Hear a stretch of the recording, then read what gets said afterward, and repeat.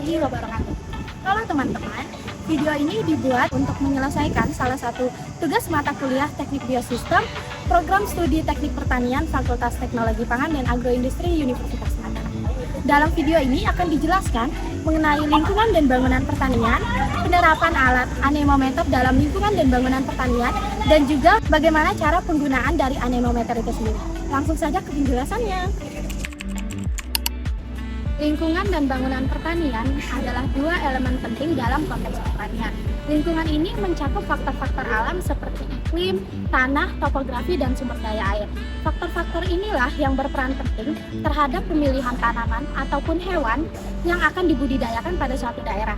Di sisi lain, bangunan pertanian juga merujuk pada struktur fisik bangunan pertanian. Adapun contoh dari bangunan pertanian yaitu seperti rumah kaca, gudang penyimpanan, kandang hewan, dan berbagai jenis bangunan pertanian yang dapat meningkatkan efisiensi produktivitas pertanian dan juga dapat melindungi tanaman dan juga hewan dari elemen-elemen lingkungan. Keduanya ini saling berkaitan dikarenakan bangunan pertanian dibangun berdasarkan lingkungan tempat mereka dibangun.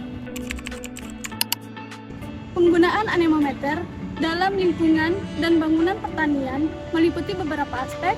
Yang pertama, pengelolaan sumber daya air. Anemometer membantu dalam merencanakan irigasi dengan memahami kecepatan dan arah angin untuk mengurangi penguapan air. Yang kedua, ada pemilihan lokasi tanaman.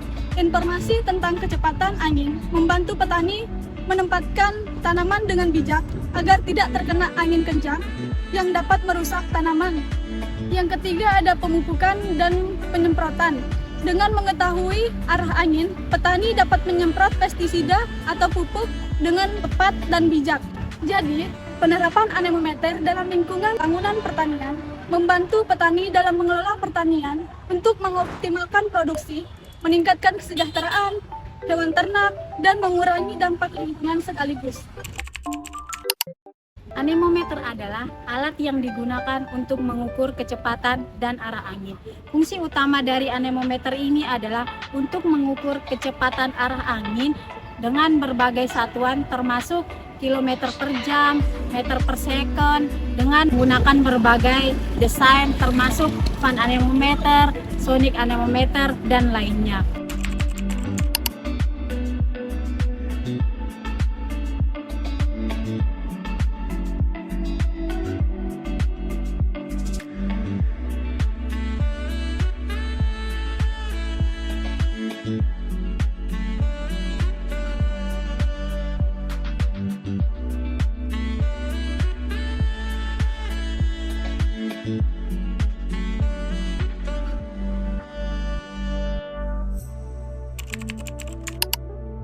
Cara penggunaan anemometer, yang pertama kita akan menghubungkan baling-baling anemometer dengan anemometer. Kedua, kita akan menghidupkan anemometer dengan menekan tombol power. Selanjutnya ada tombol unit yang digunakan untuk memilih satuan pengukuran. Ada 5 satuan pengukuran pada anemometer ini, yaitu meter per second, kilometer per hour, yang ketiga feet per menit, yang keempat ada knot, yang kelima ada mph. Pada pengukuran kali ini digunakan satuan meter per second. Selanjutnya ada tombol hold atau read digunakan untuk membaca hasil pengukuran, dan juga ada beberapa tombol lainnya seperti ini. Selanjutnya kita akan melakukan percobaan pengukuran kecepatan dan suhu angin.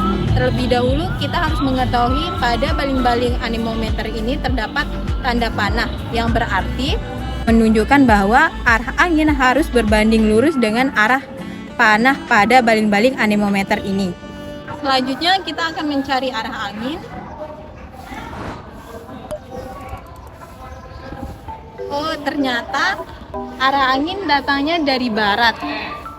Kita harus memastikan tanda panah pada anemometer berbanding lurus dengan arah angin supaya terjadi pengukuran yang akurat.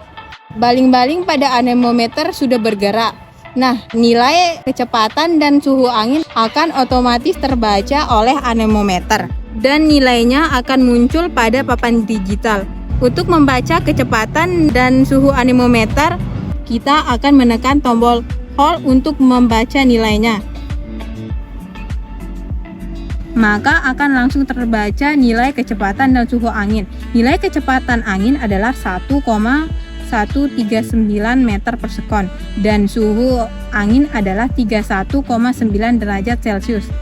Karena nilai kecepatan dan suhu angin sudah kita dapatkan, maka pengukuran kecepatan dan suhu angin sudah selesai. Dicabut kabel penghubungnya lalu disimpan ke tempatnya supaya anemometernya tetap terjaga.